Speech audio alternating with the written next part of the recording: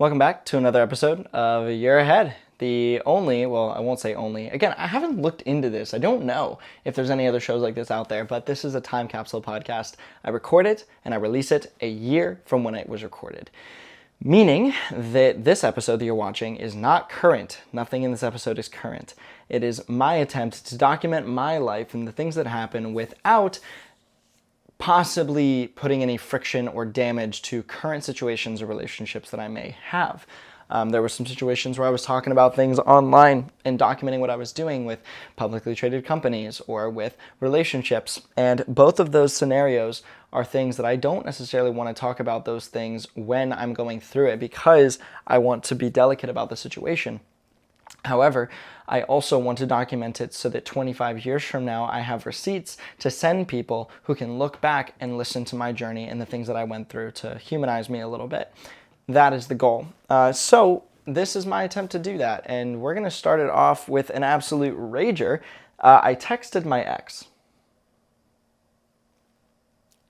Yeah. So my concerns, I have this written down, which is why if you're looking on video, I'm looking down because I have this written down so I know how I want to say it. My concerns with all the effort I put in, and yet people still leave. I think it's a maturity issue. So what I want to talk about there is like, I put everything into the first person that left, and then I put everything again into the second person that ended up leaving. And both said that they needed to heal on their own. They said that they still had traumas that they needed to heal from, which I understand and I respect. But when you're in a relationship where you feel you are the most supported, you are the happiest, you feel the best when you're with that person, in this case it was me, why would you then separate yourself from it on the idea that you need to heal on your own when there's something significant in front of you that you should take advantage of? And the more I've had that conversation with people, the more I realized maybe it was just a maturity issue. The people that made those decisions were not ready for what I was ready for. They were not ready to get into something super serious. They were not ready to dive into something like that. And that's ultimately the conclusion that we kind of came down to is like, man, if they're not ready for it, they're not ready for it. And maybe that's the true reason that they're not committing to it is because they can't commit to it. They're not ready for it. They don't want it. And so then the question begs, is this the universe's way of telling me that I am not meant to have somebody right now? Were those people just meant to come through so I could heal them a little bit and I could practice that gift of healing? I don't know.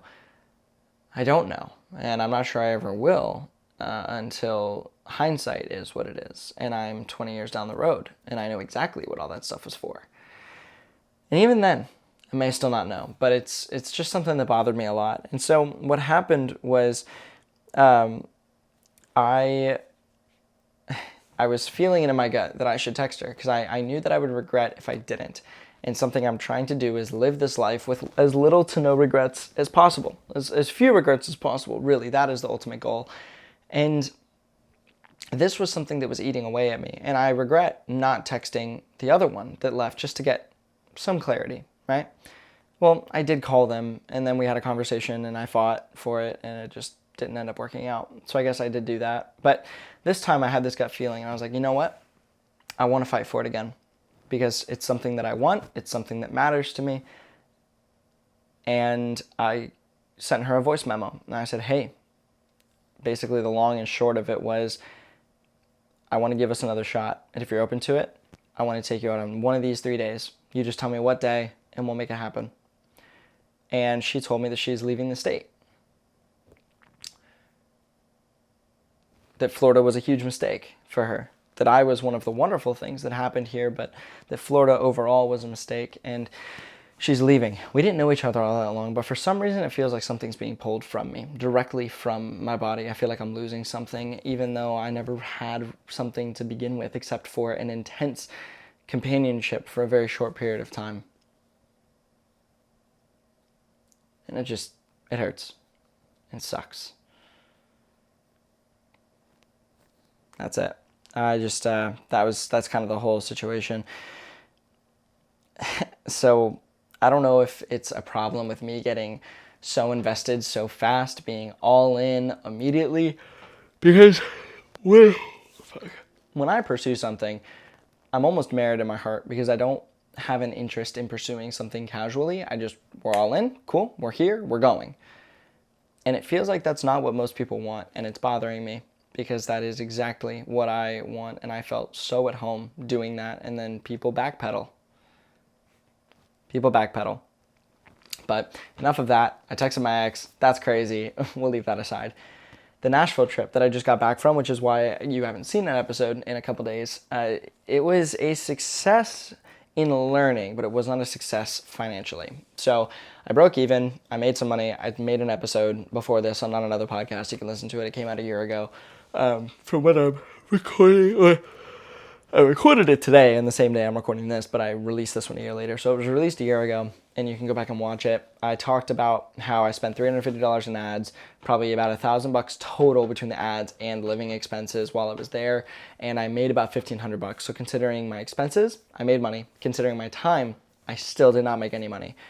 But it's a step in the right direction, and it's the best thing I've ever done as far as like being able to say I can spend $1 and make $5. You know, it's like the closest I've gotten to that ever. So I'm going to run it again, try some new things, but it's just unfortunate that it didn't quite work out the way that I was hoping it would, but nothing ever really does. And this was an incredible learning opportunity that I might not have had otherwise. So we got a lot of good things from it, and I pushed myself harder than I have in a long time. My body collapsed at the end of it, but I felt proud of that hard push.